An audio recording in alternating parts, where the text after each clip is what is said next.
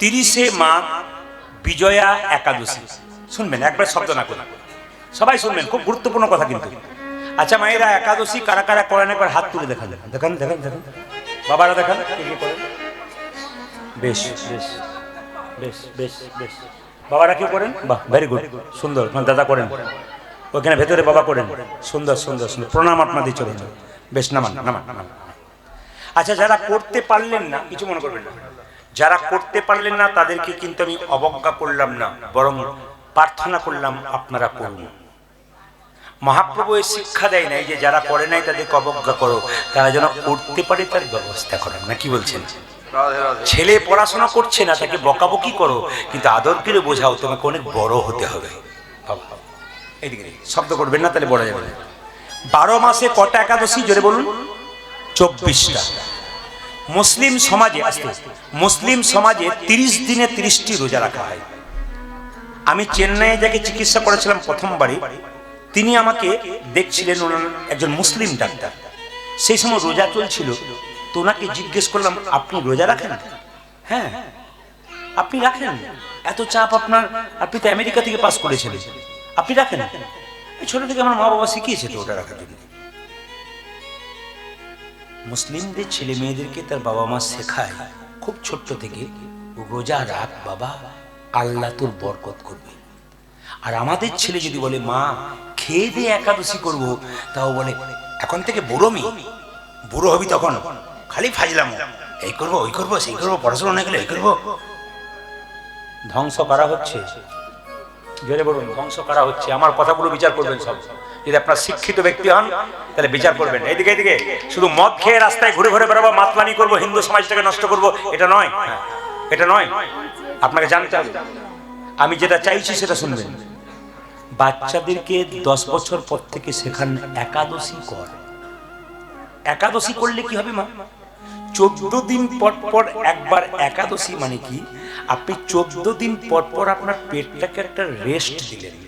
যেমন মেশিন চলতে চলতে মেশিনকে যেমন সপ্তাহে একদিন রেস্ট দেওয়া হয়, কোম্পানি ছুটি দেয়, ঠিক সেরকম কোম্পানিকে ছুটি দিতে হবে, তবে এ কিন্তু ভালো কাজ করবে।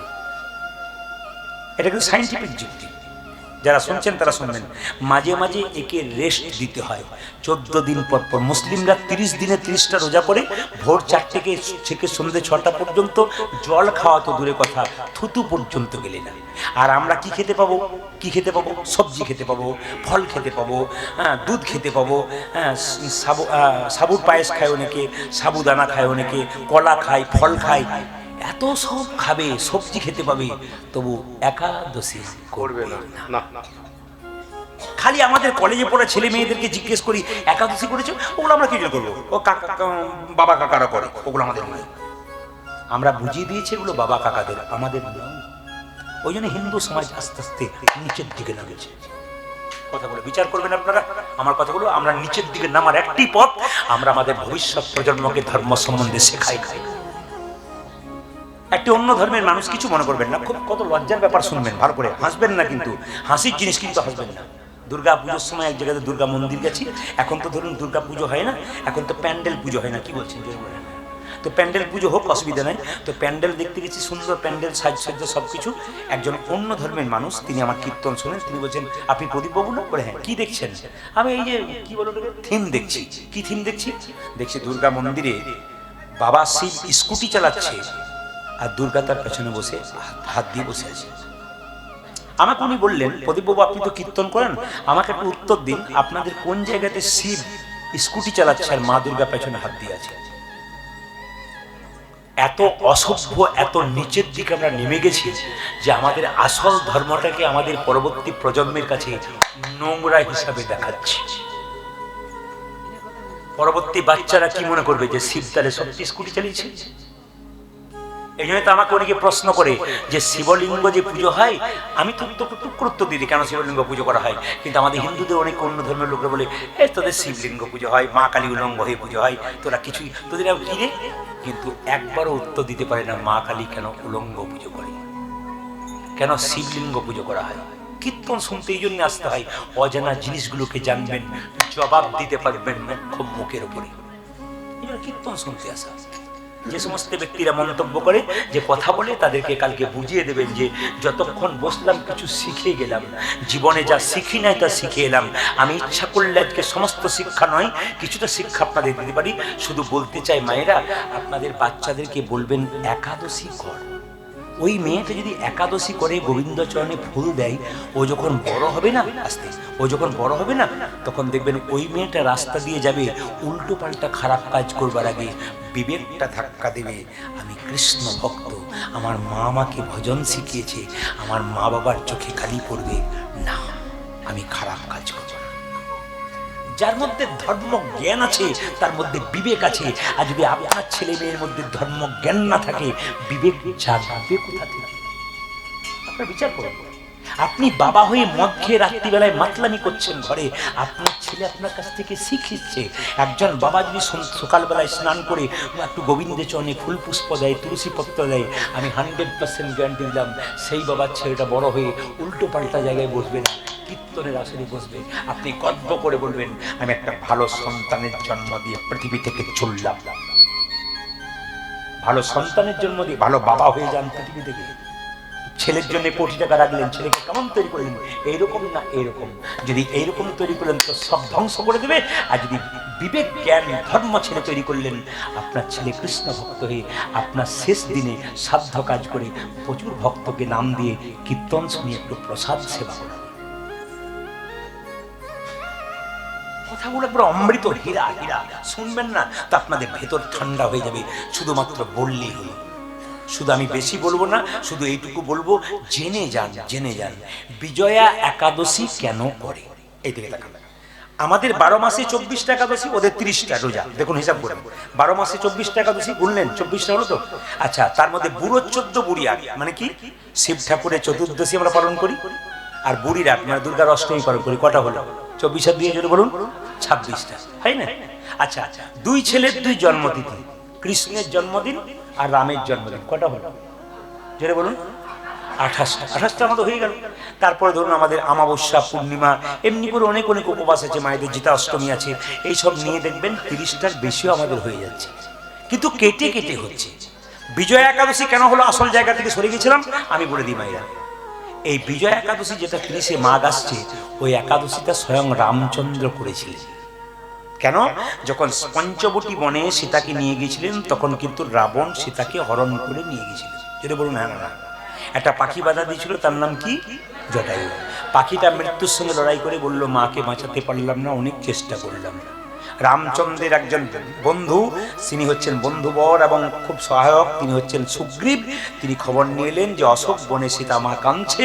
রামচন্দ্র তখন মনে মনে ভাবছে, কি করে সাগর পেরিয়ে আমার স্ত্রীকে আনা যায়। যখন এই কথা চিন্তা করছে সাগর পেরিয়ে স্ত্রীকে আনা যায়, মায়েরা তখন লক্ষণকে বললে, ভাই লক্ষণ তুমি বুদ্ধি দাও। লক্ষণ বলছে, দাদা তুমি হলে পরম পরম জ্ঞানী, তুমি হলো ঐশ্বর্য পুরুষোত্তম, তুমি পুরুষোত্তম পরম পুরুষ রামচন্দ্র, তোমাকে কি জ্ঞান দেবো? বলছে, ভাই হয়ে তুইও জ্ঞান দে, আমাকে কিছু বল। বলছে, শোনো, এখান থেকে 4 কিলোমিটার দূরে বগদালব্য ঋষি বলে একজন ঋষি আছেন, উনি ওখানে বসে আছেন, ওনার কাছে যাও। বগদালব্য ঋষির কাছে গিয়ে বললেন, ঋষি আমি আপনাকে প্রণাম জানালাম। স্বয়ং ভগবান ঋষিকে প্রণাম দিলেন। তার মানে এখানে শিখিয়ে দিলেন ভগবান যে আমি ভগবান হতে পারি, কিন্তু মুনি ঋষিদের প্রণাম দিই। আমি আপনাদের বলবো, বাচ্চা ছেলেকে রবিবার দিন পার্কে না নিয়ে গিয়ে, উল্টো জায়গায় না নিয়ে গিয়ে, বাবা মা হাঁটিয়ে হাঁটিয়ে মন্দিরে নিয়ে যান। ভগবানকে আপনিও প্রণাম করুন, আপনার বাচ্চাকেও প্রণাম করতে শেখান। সাধুগুরু বৈষ্ণব দেখলে সঙ্গে সঙ্গে ছেলেকে বলুন, আমি প্রণাম করছি, তুইও কর। এ তো আপনি শিখিয়ে পড়িয়ে নেবেন গো, নইলে ছেলে তৈরি হবে কি করে? শেষে ছেলে মাতাল হবে, বদমাইশ হবে, চরিত্রহীন হবে, আপনি হা করে কেঁদে বেড়াবেন। দোষী তো আপনি। আপনি তো তৈরি করতে পারেন না। কাকে দোষ দিচ্ছেন আপনি? সমাজকে না, আপনি নিজেকে দোষ দিন। আপনার ছেলে মেয়েকে আপনি তৈরি করতে পারেন। যদি বিবেককে প্রশ্ন করেন, কীর্তন শোনার পর কালকে বিচার করবেন যে সত্যি আমার বিবেকের ধাক্কা লাগলো কিনা, আমি কি করা উচিত। বগদালব্য ঋষি বললেন, যদি তুমি একটা ব্রত করতে পারো, বিজয়া একাদশী, ফাল্গুন মাসের, যেটা কৃষ্ণপক্ষের একাদশী মায়েরা, এটা কিন্তু এবার 30শে মাঘ পড়েছে, কিন্তু ফাল্গুন মাসের একাদশী এটা, যদি একাদশী করতে পারো, তাহলে স্বয়ং রামচন্দ্র, ভগবান কখন একাদশী করেন? স্বয়ং ভগবান কেন করলেন? আসলে তিনি লীলা করলেন, জগৎকে শিক্ষা দিলেন, আমি যেমন করলাম তোমরাও জগৎ বিজয় একাদশী করলে তোমরা আমার মতো বিজয় লাভ করবে। সমস্ত কাজকর্মে তোমাদের বিজয় লাভ হবে যদি বিজয় একাদশী করতে পারো। ওই জন্য আমি প্রত্যেকটি জনকে বারবার বলি একাদশী করুন। এবং অনেক লোক আমাকে বলেছে প্রদীপ বাবু আপনার কথা শুনে একাদশী করেছি। একাদশী 3 দিন আগে থেকে 100-150 ফোন আসে, কত মা কত বাবা, কখন পালন হবে বাবা প্রদীপ বাবু, এই সময় বাবা কখন থেকে শুরু হবে একটু বলে দিন আমাদেরকে। আমি নতুন শুরু করেছি আপনার কথা শুনে। আমি গোবিন্দ ভগ মহাপ্রভু বলেছে তুমি ভক্ত হও, আর যত ভক্ত তৈরি করতে পারবে তত তোমার লাভ। মায়েরা আপনি একাদশী করুন, পাশের বাড়ির মেয়েকে বলুন। আপনি একাদশী করুন, আপনার পাশের বাড়ির মেয়েকে বলুন। 10 বার বলুন, ও যদি করে তো ভালো, না করে 10 বার বলুন। যত বলবেন আপনার লাভ আছে। হিন্দু সনাতন ধর্ম তত জাগ্রত হবে। আমরা সবাই বলতে পারবো আমরা সত্যিকারে গর্ব করে আমরা হিন্দু জাতির মানুষ, আমরা ধর্ম করতে পারি। সনাতন মানে কি? ছিল, আছে, থাকবে, চিরকাল থাকবে। এ হচ্ছে সনাতন। তাই সনাতনকে অপমান করা একবারে যাবে না। সবার কাছে নিবেদন রইল মায়েরা, আমি আপনাদের একটা কথা বলতে চাই। অহংকার হচ্ছে ক্যান্সার ব্যাধির মতো। অহংকার হচ্ছে ক্যান্সার ব্যাধির মতো, যদি কারো ভেতর একবার ধরে যায় সে গোটাটাই শেষ হয়ে যাবে। মায়েরা আমি একটা কথা আপনাদের বলতে চাই, ভেতরে যদি কোনো জ্বালা থাকে, যন্ত্রণা থাকে, ভগবানের কাছে বলবেন, পাড়াপড়শির কাছে বলবেন না, গুরুর কাছে বলবেন, না থাকলে মন্দিরে বলবেন, বাবা মা সবাইকে বলে রাখবেন। অহংকার দেহকে নিয়ে করবেন না, সুন্দরতা নিয়ে করবেন না। এই কয়েকদিন আগে জলপাইগুড়িতে গান করছিলাম, মেজবাবু দরজায় দাঁড়িয়েছে, কাউকে ঢুকতে দিচ্ছে না, সবাই প্রণাম করতে আসছে। একটি মেয়ে কিন্তু দরজায় দাঁড়িয়ে খুব কাঁদছে। তো মেজবাবু আমাকে এসে বলছেন প্রদীপবাবু একটা মেয়েকে আপনাকে চান্স দিতে হবে যে আপনাকে দেখা করবে, খুব কান্নাকাটি করছে, বললাম ডেকে দিন। মেয়েটির বয়স 25 বছর, সুন্দর ছোট ছোট চুল, বিয়ে হয়েছে, স্মৃতি টকবগে সিঁদুর। মেয়েটি এসেছে, চোখের তলায় কালি কালি দাগ পড়ে গেছে। উনি আমাকে প্রণাম করে বলছেন প্রদীপবাবু আমি প্রতিদিন আপনার কীর্তন শুনি, কিন্তু ডাক্তারবাবু আমাকে জবাব দিয়েছেন। কি হয়েছে তোমার? তুমি এত সুন্দর দেখতে, একবার পদ্ম ফুলের মতো মেয়ে, তোমার কি হয়েছে? আমার ক্যান্সার হয়েছে। মাত্র 25 বছর বয়স, এত সুন্দর রূপ, যেন একবারে যেন প্রতিমাটি গড়েছে ভগবান যত্ন করে, কিন্তু চোখের তলায় কালি, ভালো করে কথা বলতে পারছে না।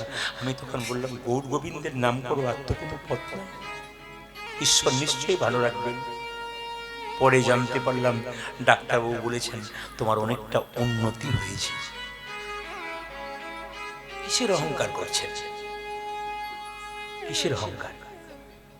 বাড়ি গাড়ি টাকা পয়সার অহংকার। সকালবেলায় রাত্রিবেলায় যদি শোবেন, সকালবেলায় চোখ খুলবেন তো সকাল হবে, চোখ না খুললে পরকাল হয়ে যাবে। এখনই আছে এখনই নাই, নিঃশ্বাসে বিশ্বাস নাই, কখন চলে যাবেন? কিসের অহংকার? কাকে দেখাচ্ছেন আপনি? আপনি কিছু মনে করবেন না।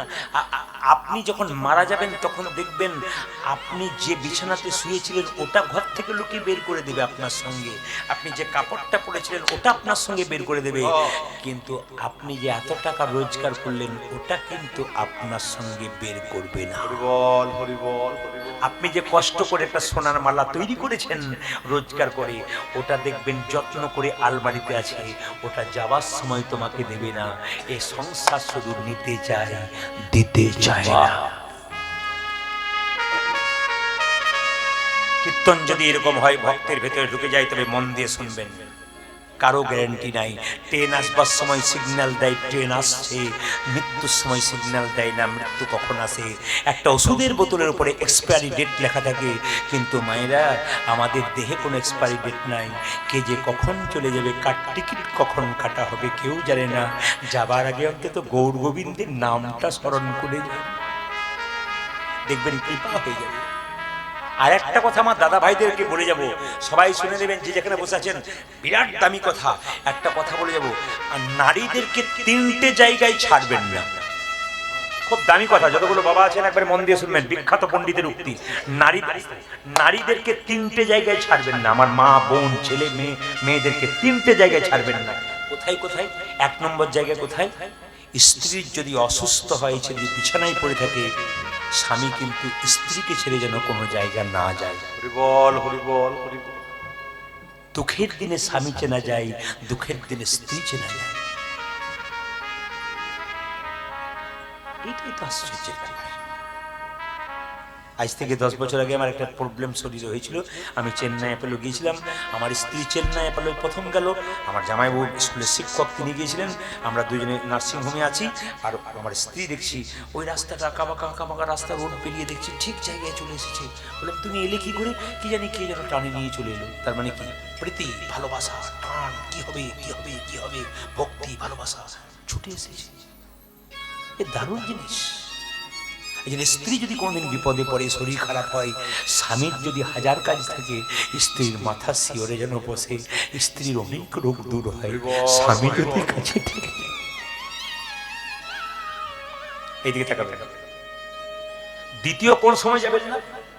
যদি আপনার স্ত্রীকে সমাজ কলঙ্কিত করে, খারাপ খারাপ কথা বলে, সমাজ আপনার স্ত্রীকে দোষ দেয়, কিন্তু আপনি জানেন আপনার স্ত্রী নির্দোষ, সেদিন আপনি সবার কথা না শুনে আপনার স্ত্রীর পাশে দাঁড়াবেন, বউকে আড়াল করে, আমার স্ত্রী নির্দোষ, তোমরা যতই বলো আমার স্ত্রী নির্দোষ, সেদিন স্ত্রীকে ছেড়ে যাবে। আর একটা জায়গায় স্ত্রীকে ছাড়বেন না, পণ্ডিত বলল কোন জায়গায় না, যখন আপনি বাড়ি থাকবেন না, কোনো পরপুরুষের সঙ্গে আপনার স্ত্রীকে কোথাও ছাড়বেন না। যদি সে আপনার আত্মীয় হয় তবুও ছাড়বেন না একা। আপনার মেয়েকেও সঙ্গে পাঠাবেন। ঘি আগুনে গলতে বেশিক্ষণ সময় লাগে না, রামকৃষ্ণ দেব বলেছেন।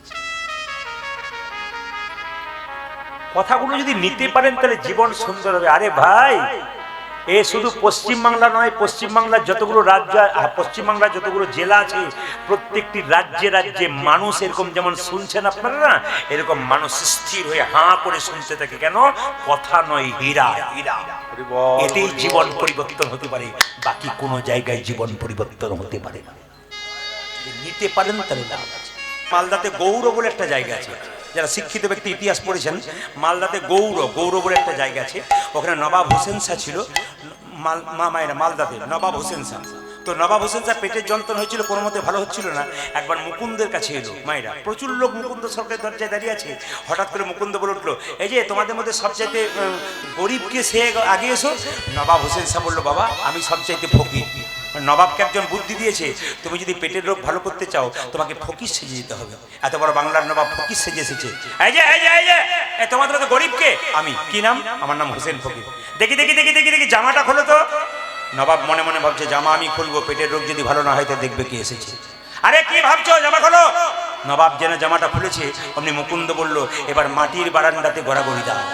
নবাব মনে মনে ভাবছে, কালের কাল বর্ষাকাল, হরিণে যাতে বাঘের গাল, নিহাত বেকায়দায় পড়েছি বলি, যদি আমার পেটের রোগ ভালো না হয়। আরে ভাবছো কি, গড়াগড়ি দাও।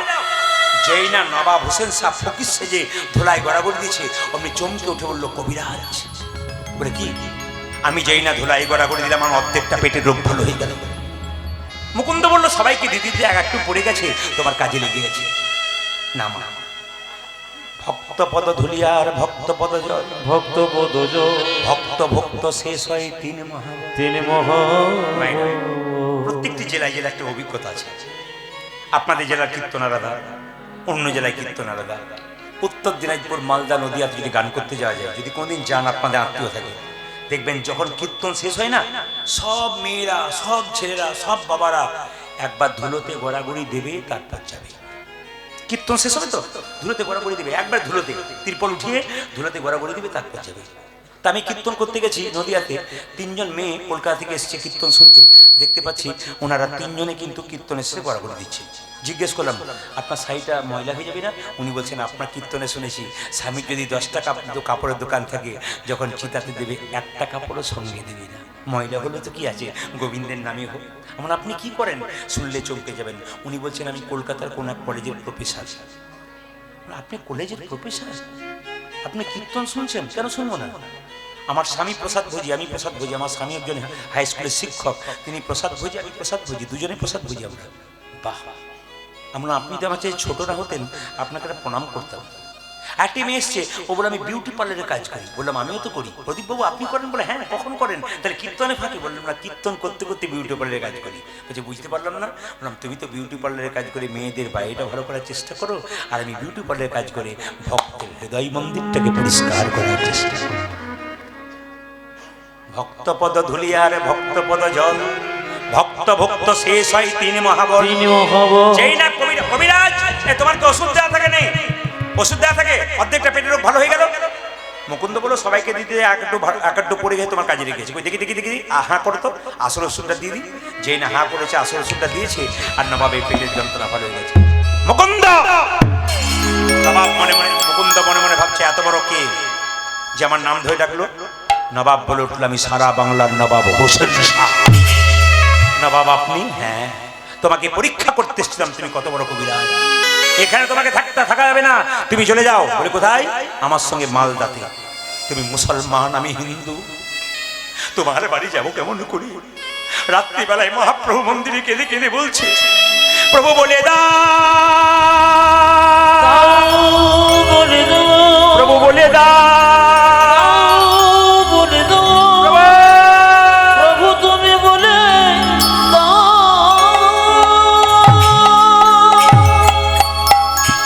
মহাপ্রভুকে কেঁদে কেঁদে মুকুন্দ রাত্রিবেলায় বলছে, প্রভু আমি মুসলমানের বাড়ি যাব কেমন করে? সঙ্গে সঙ্গে মুকুন্দ কবিরাজকে মহাপ্রভু আশীর্বাদ করে বললেন, ঈশ্বর যা করে তা। জোরে বলুন, জোরে বলুন, আমি সবার মুখে শুনতে চাই, ঈশ্বর যা করে তা। অনেকে চালাক আছে, ভয়ে বলছে না, কারণ আমি তো একটা ডোজ কিছু দেবই। ঈশ্বর যা করে তা, জোরে বলুন, একবার সাহস করে বলুন, ঈশ্বর যা করে তা। আপনার ছেলে যদি মাধ্যমিক পরীক্ষায় ফেল মারে, আর কেউ যদি কাছে গিয়ে বলে ঈশ্বর যা করে তা মঙ্গল, আপনার কি মনে হবে? তখন বলবেন, বাজে বকবেন না তো? বলবেন না? মুখে আমরা বলি এক, কিন্তু কাজে করি না। ঈশ্বর যা করে তা মঙ্গলের জন্য করে। মুকুন্দকে নবাব দেখুন মুসলমান হতে পারে। মুসলমানে কি? সৎ। মান মানে কি? ইমান। যার সৎ ইমান তিনি মুসলমান। তিনি বললেন, মুকুন্দ তোমাকে আমি নিয়ে যাব, তোমার কি উদ্দেশ্য বলো? বলছে, তোমার বাড়ি যাবো, একটা গোপীনাথের মন্দির তৈরি করে দাও, আমি যেন জীবের দ্বারে হরিনাম দিতে পারি আর গরিবের চিকিৎসা করতে পারি। মুকুন্দ সরকারকে এত বড় বাংলার নবাব মালদাতে গিয়ে একটা মন্দির তৈরি করে দিল। প্রত্যেক দিন মুকুন্দ সরকার গোপীনাথের পুজো করে, আর নবাব দাঁড়িয়ে দাঁড়িয়ে দেখে। নবাবকে একটা মেয়ে তালপাতার হাওয়া করে, তার মধ্যে ময়ূরের পালক। নবাব দেখছে মুকুন্দ কি সুন্দর গাইছে, আর নবাবকে একটা মেয়ে তালপাতার হাওয়া করছে, ওই তালপাতার মধ্যে ময়ূরের পালক রয়েছে। মুকুন্দ গাইছে, ধরে দেবেন, আমার কানু সে বিনোদ, আমার কানু সে বিনোদ, কানো সে বিনোদ রায় গো, কানো সে বিনোদ আমার কানু সে বিনোদ রায় গো, আমার কানু সে বিনোদ রায়। ওই আমার কানতে বিনোদ রায় গো, আমার কানতে বিনোদ রায়।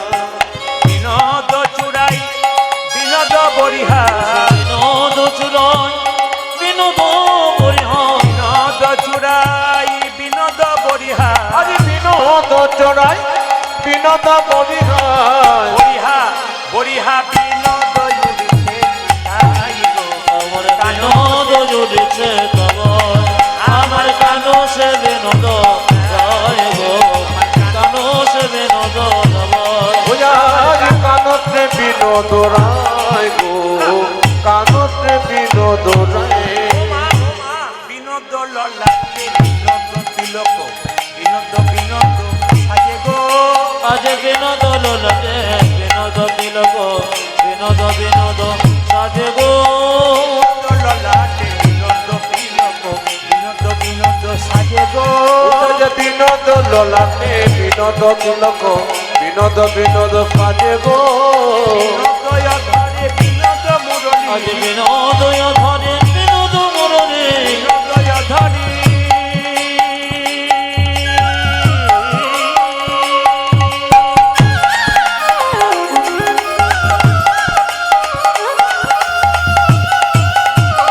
মুরলী বাজলে বাজরে,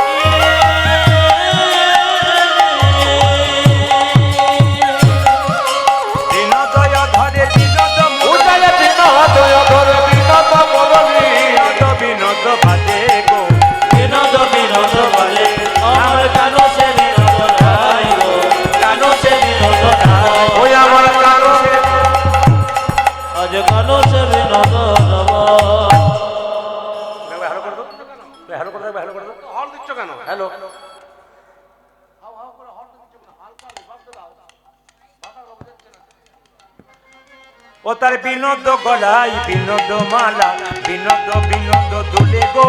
ও তার বিনোদ গলায় বিনোদ মালা, বিনোদ বিনোদ দোলে কি সুন্দর ব্যাখ্যা করছে, কি সুন্দর গোবিন্দকে ব্যাখ্যা করছে কে? মুকুন্দ সরকার। ও তার বিনোদ গলায় বিনোদ মালা, বিনোদ বিনোদ দুলে গো। তার বিনোদ গলায় বিনোদ মালা, বিনোদ বিনোদ দোলে গো। কোন বিনোদিনী বিনোদ গাথনি, কোন বিনোদিনী বিনোদ গাথনে, কোন বিনোদিনী বিনোদ গাথনি, কোন বিনোদিনী বিনোদ গাথনি, গেথেছে বিনোদ ফুলে গো। ওরে গেথেছে বিনোদ ফুলে, আমার কানো সে বিনোদ রায় গো, কানো সে বিনোদ রব। ওই আমার কানতে বিনোদ রায় গো, কানতে বিনোদ রায়। বিনোদ কোটিতে বিনোদ ধরতে, বিনোদ বিনোদ সাজে গো। আমার বিনোদ কোটিতে বিনোদ ধরে, বিনোদ বিনোদ সাজে গো। বিনোদ কোটিতে বিনোদ ধরতে, বিনোদ বিনোদ সাজে গো। আজ বিনোদ কোটিতে বিনোদ ঘটি, বিনোদ বিনোদ সাজে গো।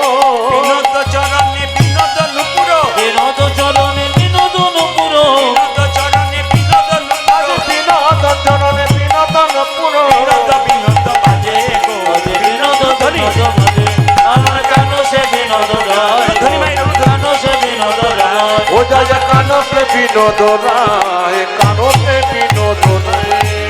দেখি আপনারা, হ্যাঁ আপনারা কেমন কীর্তন শুনছেন ধরা পড়বে দেখবেন। আচ্ছা, মুকুন্দ সরকার যখন কীর্তন করছিল, একটি মেয়ে তাকে পাখা করছিল, জোরে বলবেন। তাল পাতার পাখা না প্লাস্টিকের পাখা? জোরে বলুন। আমি খুব খুশি, শুনছে শুনছে। আপনারা যে মন দিয়ে শুনছেন তার টেস্ট করে করে দেখছি মাঝে মাঝে। মায়েরা রান্না করতে করতে মাঝে মাঝে দেখেন না, কিন্তু এটা করবেন না,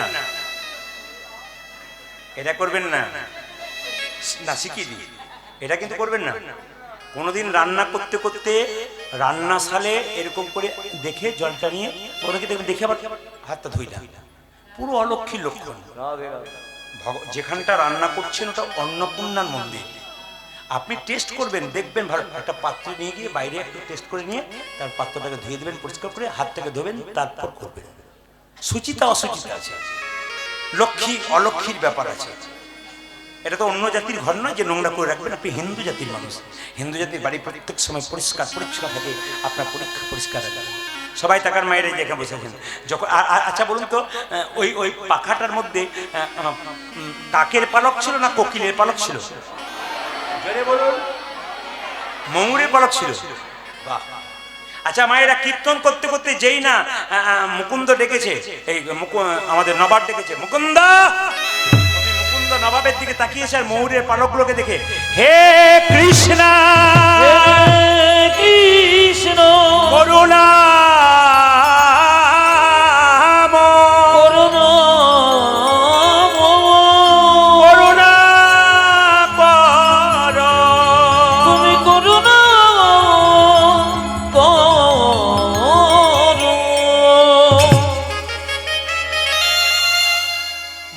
সরকার অজ্ঞান হয়ে গেছে। নবাব তাকে একটু জল দিয়েছে আর সঙ্গে সঙ্গে মুকুন্দ সরকারের জ্ঞান ফিরেছে। নবাব জিজ্ঞেস করলো, তুমি যখন কীর্তন করছে তোমাকে পিছু ডাকলাম, তুমি অজ্ঞান হয়ে গেলে কেন? নবাব মুকুন্দ মিথ্যা কথা বললো, বলে তুমি তো মুসলমান, আমি তো হিন্দু, তুমি কি করে বুঝবে আমার কৃষ্ণ অনুরাগী কথা? আমি তোমাকে আজকে একটা মিথ্যা কথা বলবো। নবাব, আমি সারা বাংলা চিকিৎসা করি, আমার সারা বাংলা চিকিৎসা করি, আমার একটা রোগ আছে, মৃগীর বেড়া মাছ। নবাব বলে উঠলো, তুমি হয়তো জানো আমার রাজ্যে একটা নিয়ম আছে, যে মিথ্যা কথা বলে তার জিভটাকে ছেড়ে দিই। তবে তুমি যেহেতু আমার পেটের রোগ ভালো করেছো, আমি তোমাকে কিচ্ছু করবো না। তোমার যদি মৃগী রোগ থাকবে, তুমি যখন অজ্ঞান হয়ে গেছিলে কৃষ্ণ বলে কাঁদছিলে কেন? তোমার যদি মৃগী রোগ থাকবে, তুমি যখন অজ্ঞান হয়ে গেছিলে তোমার চোখ থেকে জল পড়ছিল কেন? মুকুন্দ সরকারকে দেখে দিয়ে বললো, নবাব আমার অপরাধ হয়ে গেছে। নবাব বলল, অপরাধ তোমার হয়নি, আমার হয়েছে। তোমার মতো কৃষ্ণ ভক্তকে আমি কেনা গোলাম মনে করে ভুল করেছি। যারা কৃষ্ণ ভক্ত হয় কারো কেনা গোলাম হয় না, তারা ভগবানের দাস হয়। ও মুকুন্দ, আমার যদি পেটে কোনোদিন যন্ত্র হয় তুমি দেখে যেও, আমি তোমাকে আশীর্বাদ করছি না, গোটা শ্রীখণ্ডটা আমি তোমার নামে লিখে দিলাম। ঈশ্বর যা করে তা, যেটা বলুন, গোটা শ্রীখণ্ডটা তো আমার নামে লিখে দিলাম। তোমার তো অভাব ছিল, যাও। নবাব বলো, গোটা শ্রীখণ্ড তোমার নামে রইল, যাও যাও, তুমি গোটা শ্রীখণ্ড ভোগ করো। মুকুন্দ সরকার বলছে, তাহলে আমি বাড়ি ফিরে যাই? বলে হ্যাঁ যাই। সুন্দর করে মুকুন্দ আসছে, যশোদার দুলা, যশোদার দোল, তুমি বজে, তুমি ব্রজে রাখো বৃন্দাবন মন তুমি যশোদানি সোনার রজের বৃন্দাবন মন হরে তুমি যশোদার দুলাল অজর রাখা বৃন্দাবন মন হরি ও তুমি যশোদান দলাল ব্রজের রাখা বৃন্দাবন ধন হরে গোপীজন বল্লভ রাধিকা রামনা তুমি গোপী জন বল্লভ রাধিকা রমন গোপীজন বল্লভ রাধিকা রামনা গোপীজন বল্লভ রাধিকা রমন গোপীজন বল্লভ রাধিকা রামনা তুমি গোপী জন বল্লভ রাধিকা রমন গোপী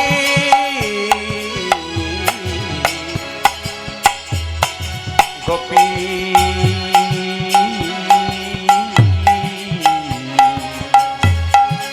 গোপী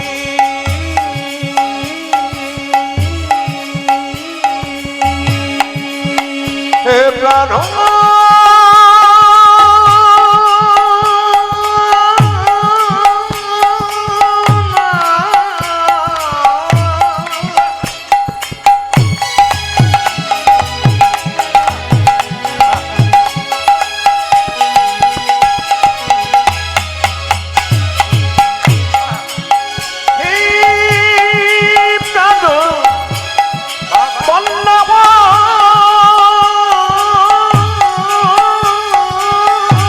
হরি বল হরি বল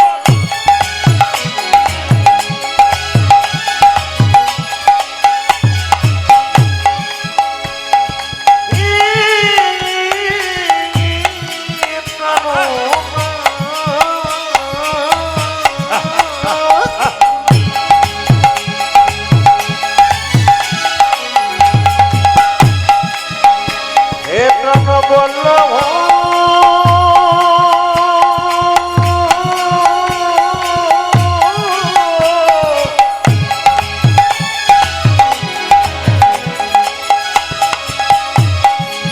হে প্রাণ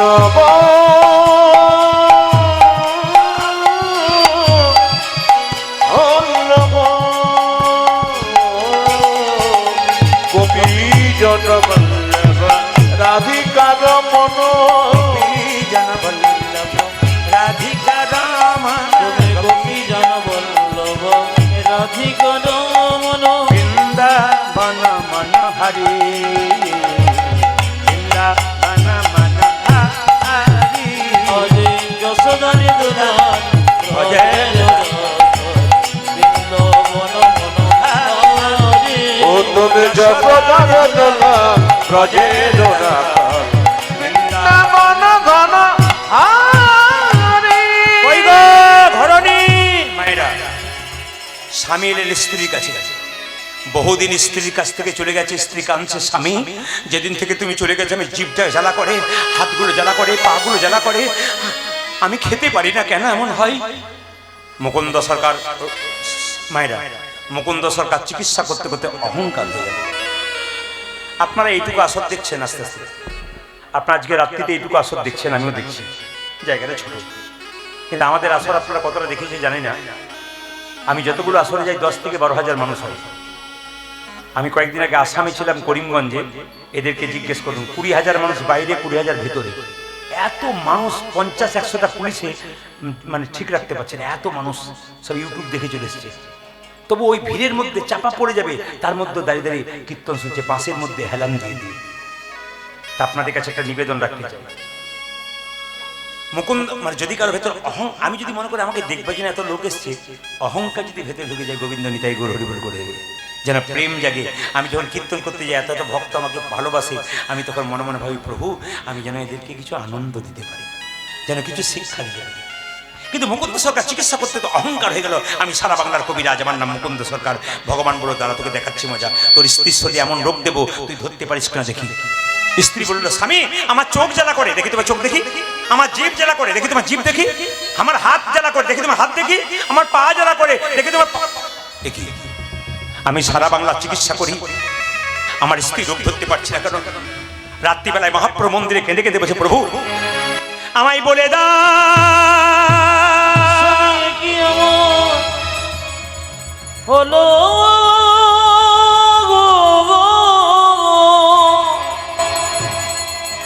কুন্দ সরকার জিজ্ঞেস করছে, বলে দাও আমি রোগ ধরতে পারছি না কেন?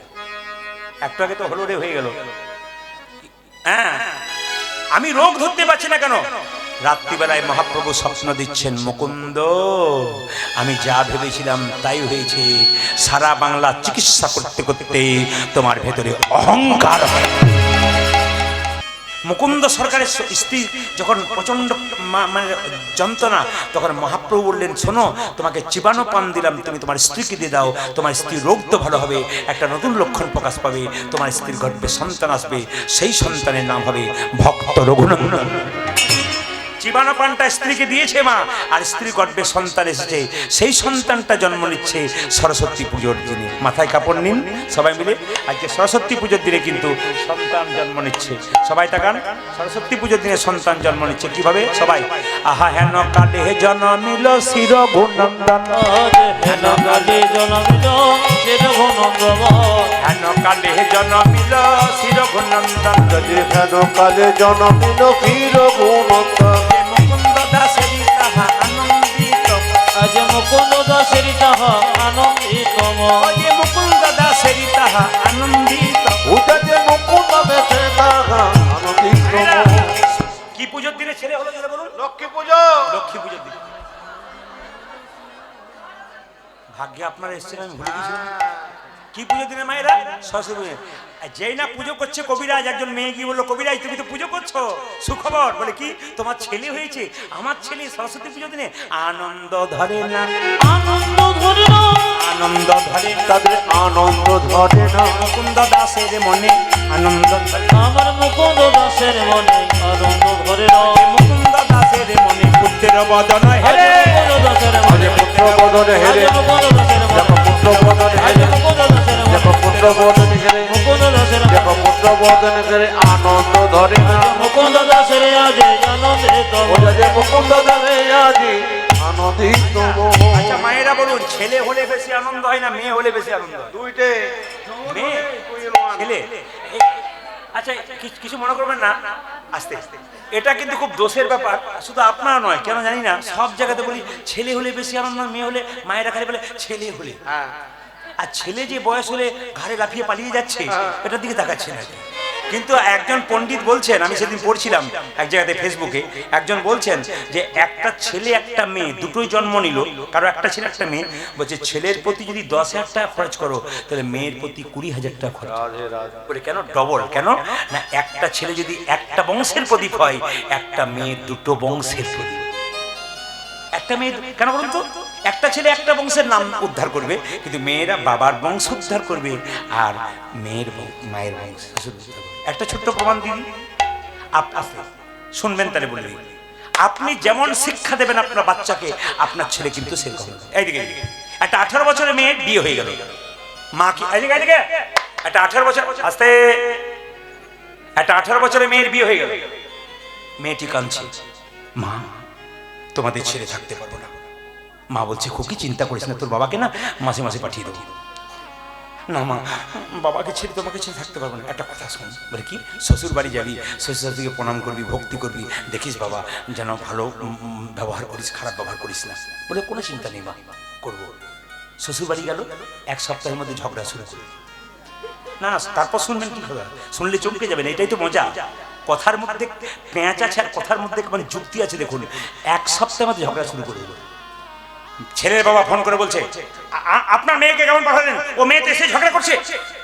মেয়ে যখন অষ্টমঙ্গলা করে এলো, বাবা বলছে, খুকি তোকে পুঁই পুঁই করে বললাম কানে, ঝগড়া করিস না, ঝগড়া করিস না। তোর মা বললাম, আমি বললাম, তুই ঝগড়া করলি কেন? মেয়েটি বলছে, বাবা 18 বছর ধরে বাড়িতে যেটা শিখলাম সেইটাই তো ওখানে করলাম। বলে বুঝলাম না। বলছে, তুমি ঠাকুমার দাদুর সঙ্গে 18 বছর শুধু ঝগড়া করেছো, আমি তো ঝগড়া শিখেছি, ভালো কিছু শিখি নাই, ওইটাই করে দেখি। আমি কি বললাম? কথাতে জাদু আছে। আমি কি বলেছি আপনাদের? কথাতে জাদু আছে। দিলে বুঝে নেবেন যে কি ডোজ আমি দিয়ে গেলাম। কি তবে আপনারা যেভাবে এটে সেটে বসছেন তাতে আমি সিদ্ধান্ত নিচ্ছি আমি 3টে পর্যন্ত গান করবো। রাজি আছেন? রাজি আছেন তো? 3টে মানে ভোর 3টে বলি না, 3 ঘন্টার কথা হয়ে গেছে আর 9-12 12 বাজে। 12 আস্তে আস্তে আস্তে।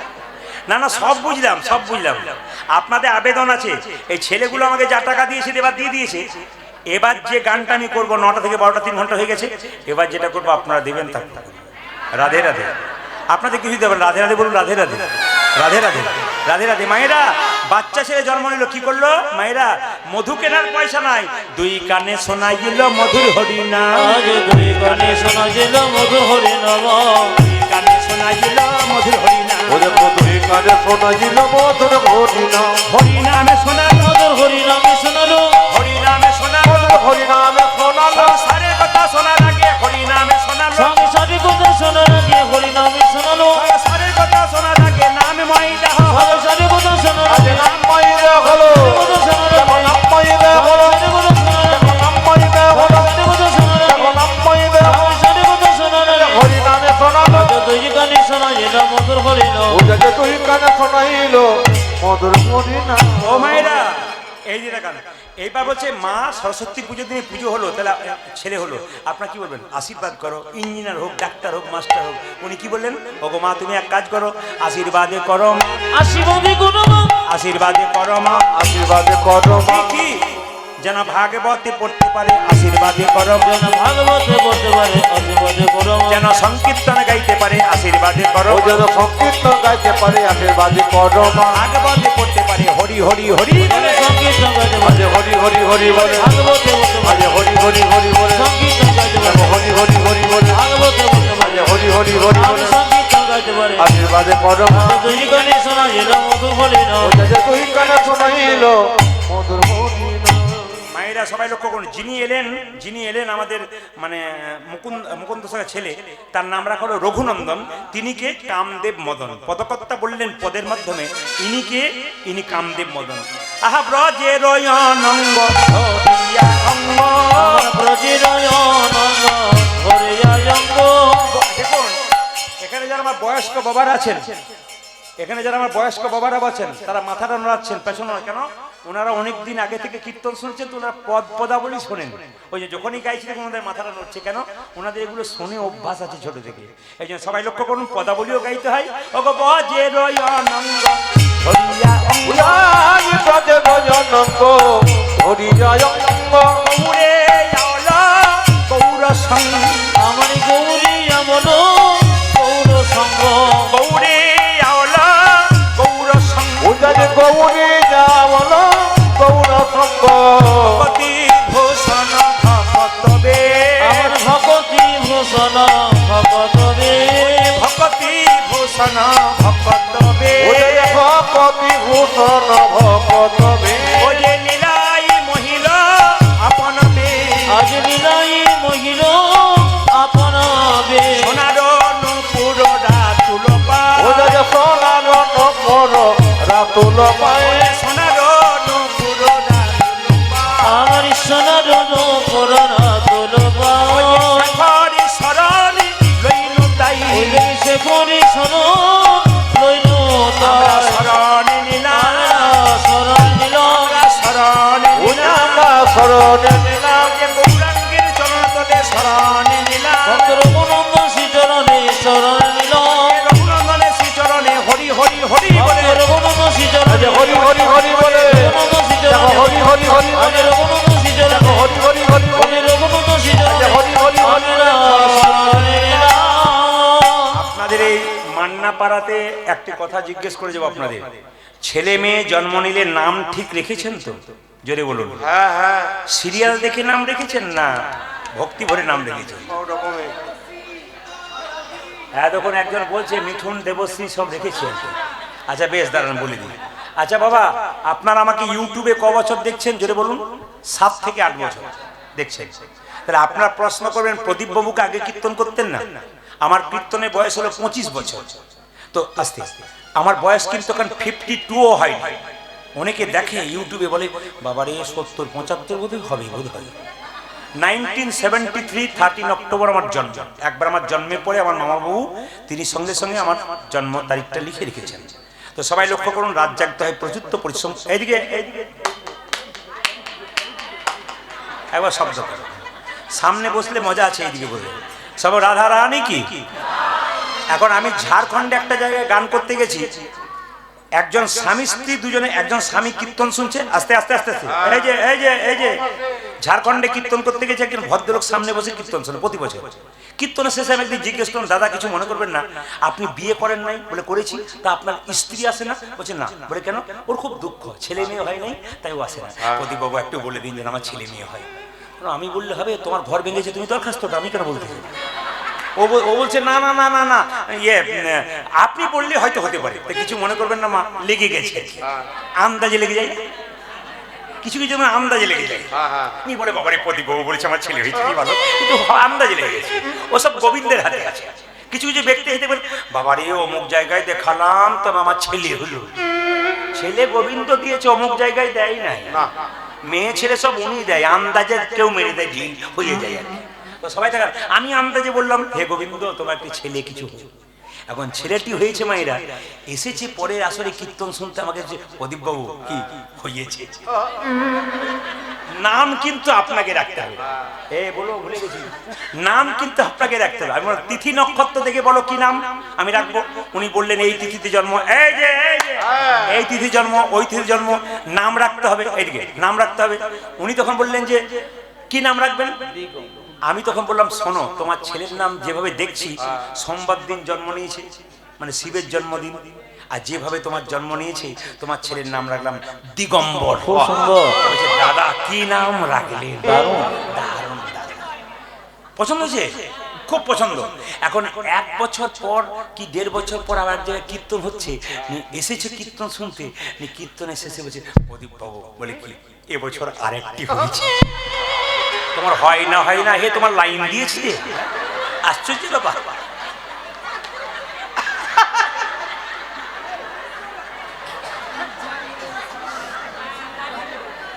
কীর্তনে কি রস আছে বুঝতে পারছেন তো?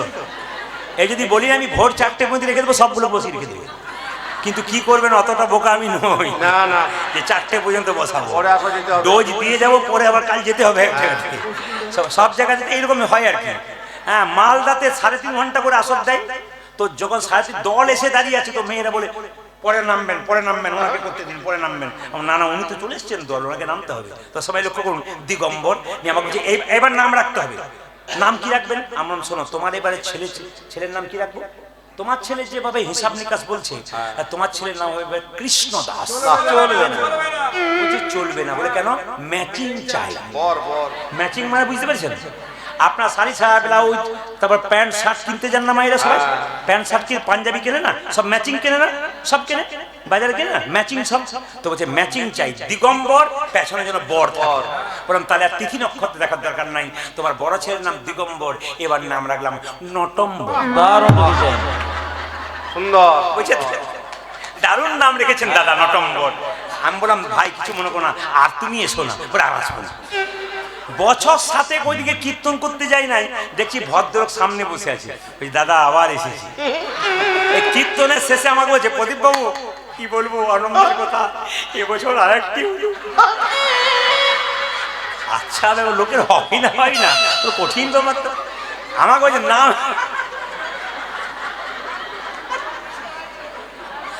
কীর্তনে যে কি রস আছে বাবা, যারা বয়স্ক আছে তারাও হাসছে, বলতে মজা আছে। বাবা কিছু মনে করবেন, এইদিকে আস্তে আস্তে না বলতে দিন আমাকে, দেখুন বলতে দিন। এবার নাম রাখলাম কি সীতম্বর। বললাম দাদা আর আসার দরকার নাই, সবাই তাকান। বছর 10 ওইদিকে যাই না আমি কীর্তন করতে, 2 কিলোমিটার দূরে কীর্তন করতে গিয়ে ভদ্রলোক 3 জনকে নিয়ে বসে আছে, দিগম্বর, সীতম্বর, নটম্বর। ওর মা আসে নাই। এখন যে না কীর্তন শুনতে এসে, তখন কীর্তনের শেষে 3 জনকে নিয়ে, এ দিগম্বর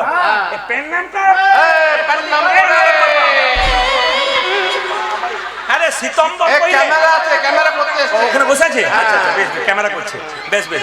মায়েরা দিগম্বর নটম্বর সীতম্বর। এইবার আমি বললাম আপনার স্ত্রীকে আসা উচিত ছিল। বলছে কি করে আসবে, আতুর ঘরে আছে। বললাম কেন? এবার একসঙ্গে দুটো হয়েছে। বাবারে, তুমি যে পঞ্চ পাণ্ডবের বাপ হে, হ্যাঁ? তিনটা দুটো মানে পাঁচটা পঞ্চ। বলছে নাম আপনাকে রাখতে হবে। বললাম নাম আমার আর মনে নাই, ম্যাচিং আমার নাই। আমি গাড়িতে চেপে গেছি, গাড়ি টানাটানি করছে, নাম রাখতে হবে। এমন শোনো, দিগম্বর নটম্বর সীতম্বর। এবার তোমার ছেলের নাম রাখলাম নভেম্বর আর ডিসেম্বর। কি করবেন, আমি পারলাম না, বলে দিলাম আর কি। যে রাধা রানী কি, শ্যাম সুন্দর কি। এই ছোট্ট ছেলের নাম হলো রঘুনন্দন। তিনি গাইতে লাগলেন, সবাই মিলে হাত তুলে গান। একসঙ্গে একসঙ্গে একসঙ্গে। কৃষ্ণ কেশব কেশব রঘুনন্দন বলা হচ্ছে।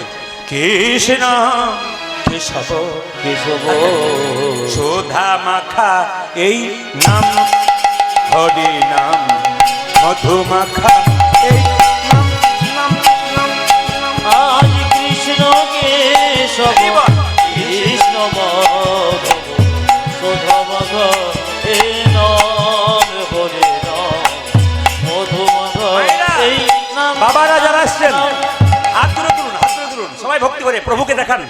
মহাপ্রভু সারা জীবন হাত তুলে আছে, আমরা 5 মিনিট তুলতে পারবো না? কৃষ্ণ কেশব কৃষ্ণ কেশব নাম হরি নাম মধু মাখা এই নাম নাম নাম। কৃষ্ণ কেশব, কৃষ্ণ কেশব, সুধা মাখা এই নাম, হরি হরি নাম মধু মাখা এই নাম। এই নাম জপ হলো আপনারে, এই নাম জপ হলো জপনারে, এই নাম জপ হলো আপনারে। হরি বল। এই হরি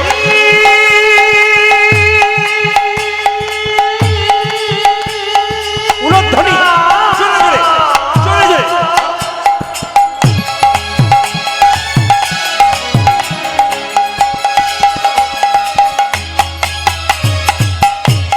এই মধু মাখা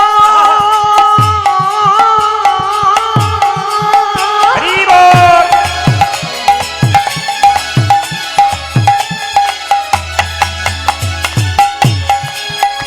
এই সুধা মাখা এই হরি নাম নাম নাম।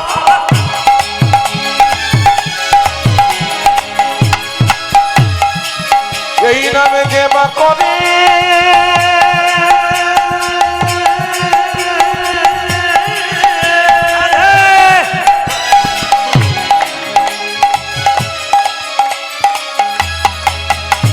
তার খোদা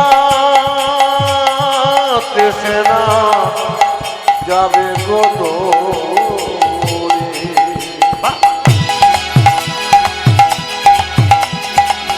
এই মধুমা খানা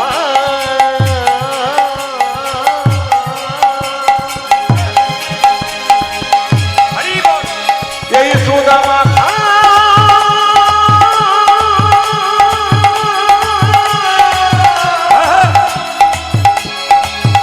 হরি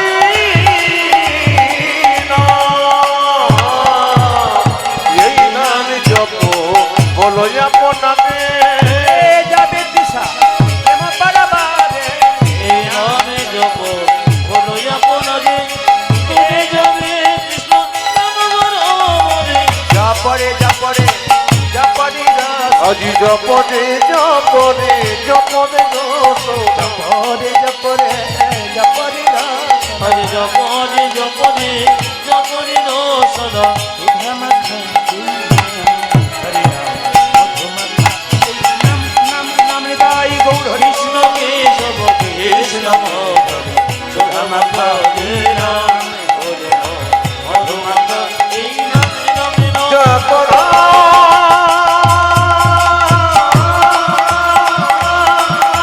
হরি বল। কৃষ্ণ নাম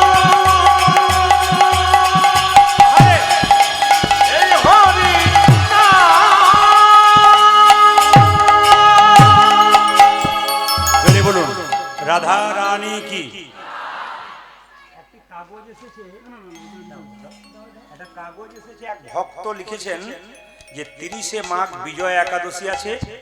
বিজয়া একাদশী কেন হলো, একাদশী কথাটি সুন্দর করে বর্ণনা করুন। বলবো নাকি? বলে দিই নাকি? ভক্তের যখন আকাঙ্ক্ষা তখন বলেই যাই, তবে আর কিন্তু কেউ প্রশ্ন করবেন না, তাহলে সমস্যা আছে, দেরি হয়ে যাচ্ছে। হ্যাঁ, যেরকম রাধা রানী কি, শ্যামসুন্দর কি। আচ্ছা মায়েরা, যে যেখানে বসে আছেন একটু হাততালি দিয়ে রামকৃষ্ণদেব একটা গান গাইবেন, সবাই মিলে, সবাই একটু হাততালি দিয়ে। রামকৃষ্ণদেব কি বলেছে? সংসার থেকে ভগবানকে পাওয়া যায়। হাতে করো কাম, সবাই হাতে করো কাম, আরে মুখে বলো হরি, মানব জন্ম তোমার যাইবে গতরি। তুমি হাতে করো কাম, আরে মুখে বলো হরি, মানব জন্ম তোমার যাইবে গতরে। এই যে হাতে করো কাম, আরে মুখে বলো হরি, মানব জন্ম তোমার যাইবে গতরি। ও যদি হাতে করো কামাতে মুখে বলো হরি, মানব জন্ম তোমার যাইবে গতরি। আমি জানি এখানে অনেক ভদ্রলোক, অনেক শিক্ষিত মানুষ আছেন, অনেক জ্ঞানী মানুষ আছেন। বলুন বাবা, বুঝতে পারছি না।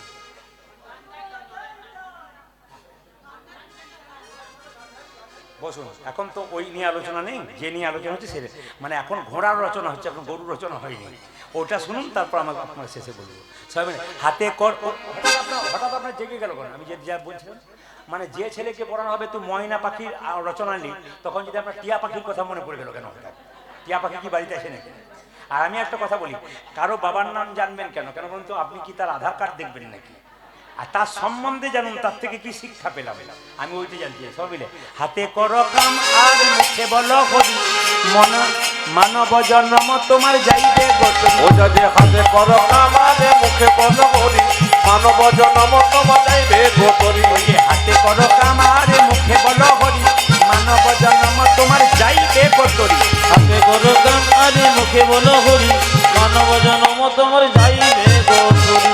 রামকৃষ্ণের কথা, মালা জপে সাদা আর করে জপে ভাই, মনে মনে জপে তারে বলিহার। মালা জপে সালাম করে জপে ভাই, মনে মনে জপে তারি বলে হরি জয়। ও মায়েরা, এখানে কেউ মালা জপ করেন? কেউ করেন না, কিন্তু বলছে মালা জপে সালার পর দেখবেন, কিছু মনে করবেন না, নাম সব সময় করা যায়, পায়খানা ঘরে বসে করা যায়, বিছানায় করা যায়, যত্র তত্র সবাই, কিন্তু মালা জপা সব জায়গায় হয় না। অনেকে দেখবেন বাজারে যায়, বেগুন কেনে, হরে কৃষ্ণ তোর বেগুনের দাম কত রে, একদিকে নাম একদিকে বেগুন, কোনো গুণ থাকবে না, বেগুন হয়ে যাবে। না, অপরাধ নেবেন না, এগুলো আমি ঠাট্টা করছি না, কিছু মনে করবেন না, এগুলো ঠাট্টা করছি না। আসলে আমার বলার উদ্দেশ্য কি, যদি আপনারা কুর্ম পুরাণ পড়েন, কুর্ম পুরাণের 18 অধ্যায় পরিষ্কার করে লেখা আছে, কথা বলিতে বলিতে, চলিতে চলিতে, ওপর দিকে তাকাইতে তাকাইতে মালা জপ করা যাইবে না।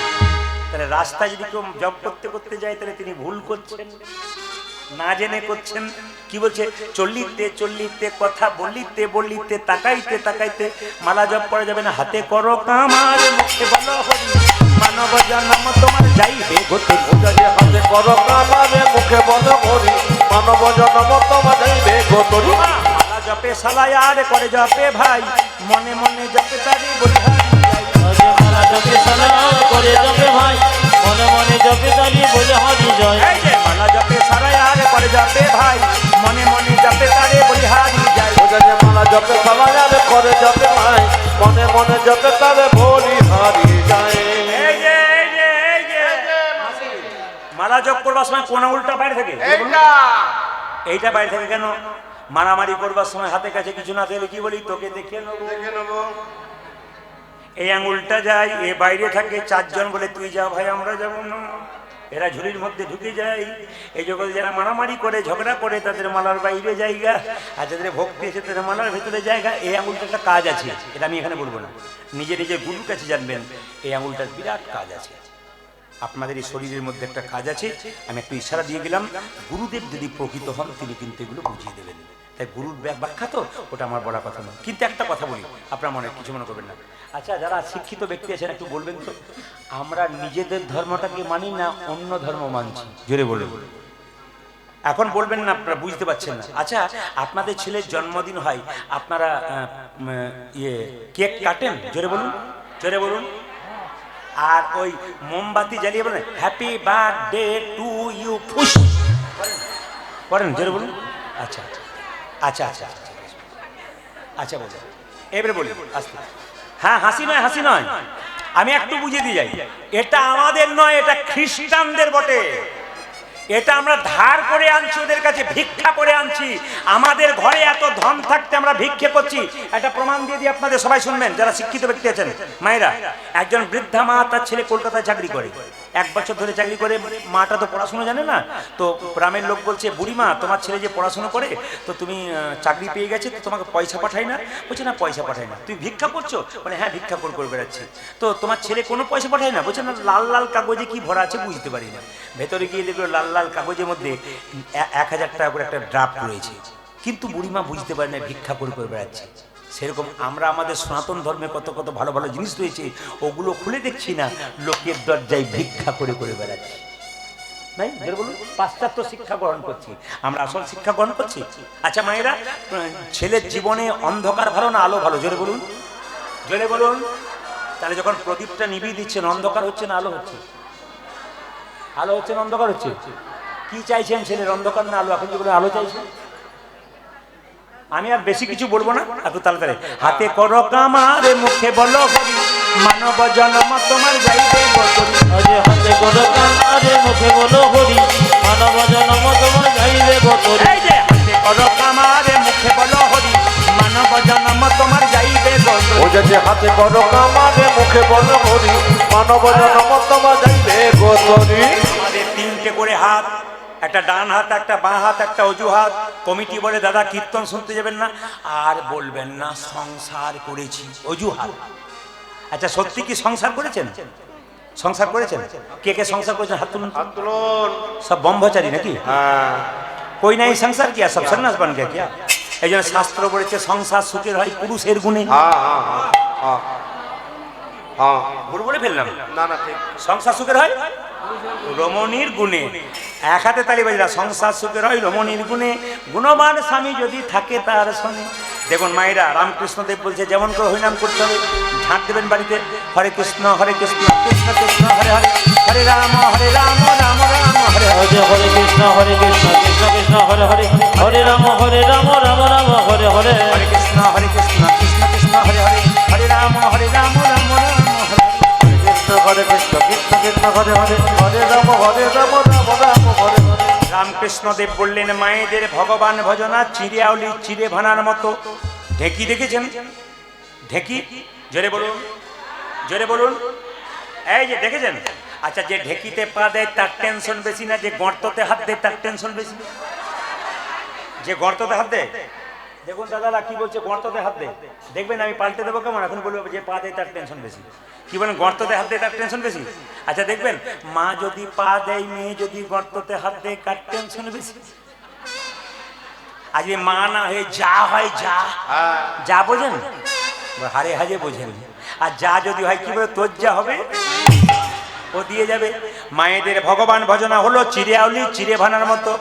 বাচ্চাকে কোলে করে নিয়ে স্তন পান করাবে, এক একটা গর্তের মধ্যে একটা হাত রাখবে, আর কি বলবে, দিদি 5 টাকা চিড়ে দাও, কালকের 5 আজকের 5 হলো তোমার 10 টাকা।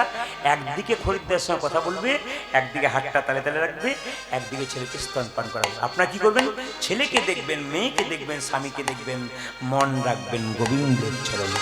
সবাই মাথায় কাপড়টা নিন। ছোট্ট রঘুনন্দন বড় হলো, এবার নাড়ু প্রসাদ খাওয়াবে। সবাই দর্শন করুন, সবাই দর্শন করে একবার ভক্তি করে বসে,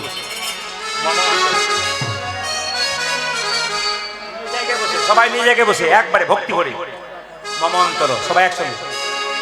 মামা অন্তরা মন্দির এ প্রসাদ আপনারা সবাই পাবেন। কমিটির ভাইদেরকে বলবো 2-4টা বাতাসা যদি পারেন 2-4 কেজি তাহলে দিয়ে যান। আর যদি না দিতে পারেন তাহলে আপনাদের আমি এমন একটা ব্যবস্থা করে দেবো, আপনারা কালকে সবাই পাবেন, সবাই পাবেন। যদি আছে তো দিন, নাহলে কোনো অসুবিধা নেই। সবাই মিলে দর্শন করুন। মামা রঘু বড় হলো, পুজো করছে। মামা অন্তরা মন্দিরে তুমি জাগো জাগো, সবাই দর্শন করুন। মদন কৃষ্ণ গোপাল রে, মদন কৃষ্ণ গোপাল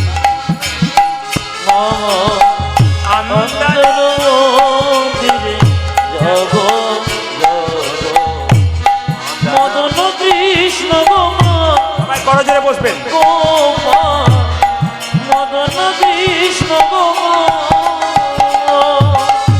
মন্তরা জাগো জাগো মদন কৃষ্ণ গোপাল গোপাল রে মদন কৃষ্ণ গোপাল। উলধ্বনি। মম অন্তর মন্দিরে যাব যাব মদন কৃষ্ণ গোপাল গোপাল মদন কৃষ্ণ গোপাল। লয়ে রাধা বামে এসো ব্রজ ধামে। লয়ে জগমে এসো ব্রজ ধামে লয়ে রাধা বামে এসো ব্রজ ধামে। হে প্রাণ সবাই দর্শন করবেন, উলুধ্বনি দেবেন।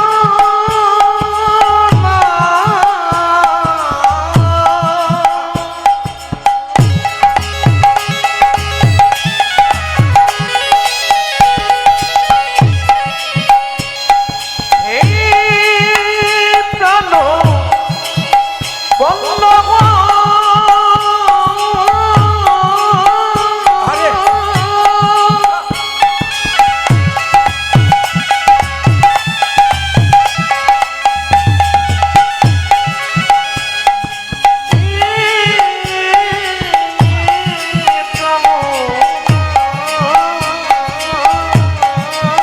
হরি বল।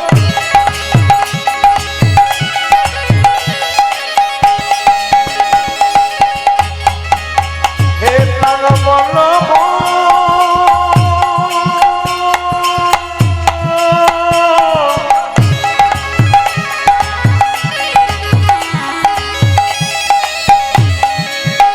হে প্রাণ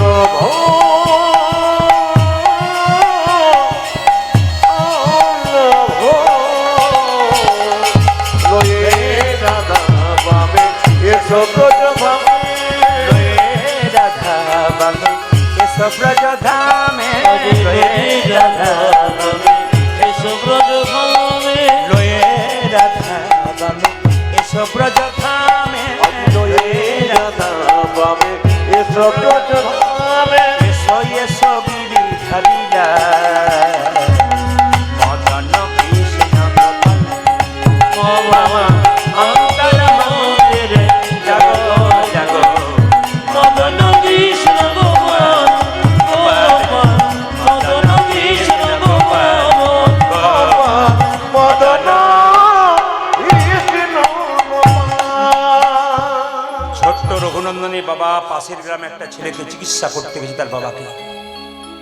বলে তুই আজকে পুজোটা কর, সবাই দর্শন করুন মাইরা। বাবা আমার প্রসাদ দিয়েছেন, আপনার প্রসাদ খাবেন। সবাই লক্ষ্য করুন। ছোট্ট রঘুনন্দন মন্দিরের ভেতরে ঢুকে আছে বাবা, চিৎকার করেছে গোপীনাথ এদিকে এদিকে এদিকে তাকা। কত বয়স বললাম বাচ্চাটা?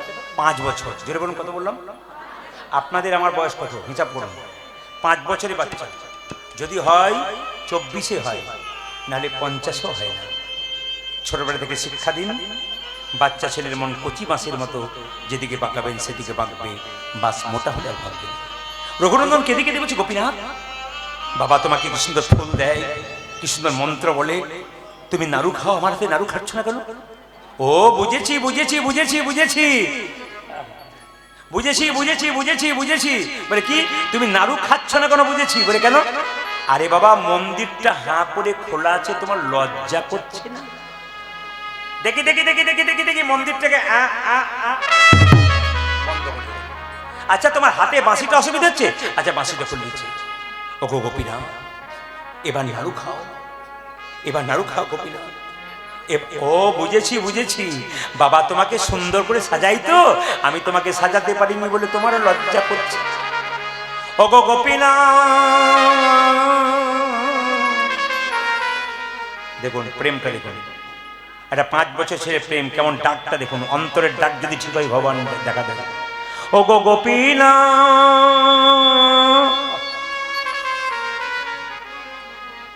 ও গো গোপীনা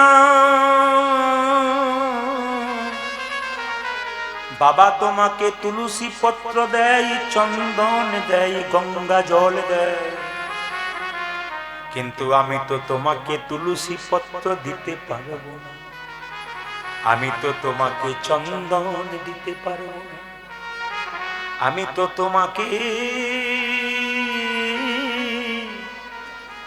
ফুল দিতে পারবো না। তবে ওগো গোপীনাথ, সাধু মুখে শুনেছি ফুল যদি কারো কাছে না থাকে, মন ফুল গোবিন্দের চরণে দাও। কীর্তন কেমন জিনিস দেখুন, কীর্তন, হ্যাঁ ঠিক, কীর্তন কেমন জিনিস।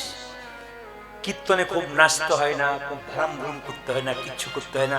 আপনার যেমনটি বসেছেন তেমনটি, যে কোনো জায়গাতে লোকে বলে আমাদের এখানে লোক কীর্তনই শোনে না, শুনতে শুনতে 5 জন বসে থেকে সবাই পালিয়ে যাই। কিন্তু আপনাদের আশীর্বাদে, গৌর গোবিন্দের কৃপায় আমরা যেখানে যাই, বাচ্চা থেকে বুড়ো একই রকম স্টক কীর্তন শোনে। কেন? ভেঙে ভেঙে বোঝানোর জন্য। ও গো গোপীনাথ,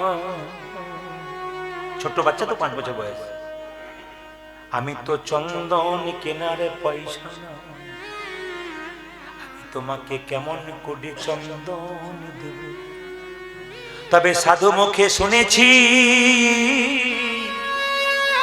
চন্দন কারো কাছে নাই বা রইল, যদি ভক্তি চন্দন গোবিন্দের চরণে দেয়, তবে গোবিন্দ চন্দন গ্রহণ। গঙ্গা জল যদি কারো কাছে না থাকে, গোবিন্দ দুটো নদী দিয়েছে, ডান চোখ আর বাম চোখ। এই নয়নে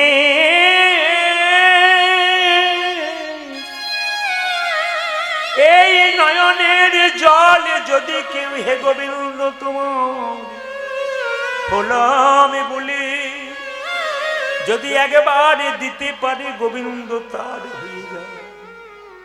আমি তোমাকে সাজাবো সাজাবো, তবে কেমন ভাবে সাজাবো জানো?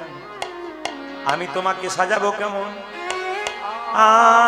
আমি সাজাবো তোমাকে মন সাজে, আশা ছিল বড় মনে,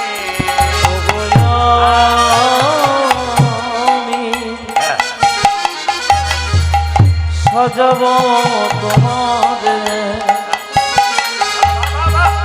মোহন আশা ছিল বড় মনে। আচ্ছা, আপনারাই বলুন, বিজ্ঞ মানুষ কীর্তন শোনেন, যখন কেউ পুজো করে তখন সেই নাচতে শুরু করে পুজো হয় না স্থির মনে পুজো হয়? কোনটা হয়? মনকে ঠান্ডা করে, মনকে শান্তি করে, শান্তি পেতে গেলে পুজো করবার সময় স্থিরভাবে পুজো করতে হয়, মন প্রাণ গোবিন্দকে দিতে হয়। ছোট্ট ছেলে বলছে আমি সাজাবো তোমাদের মোহন,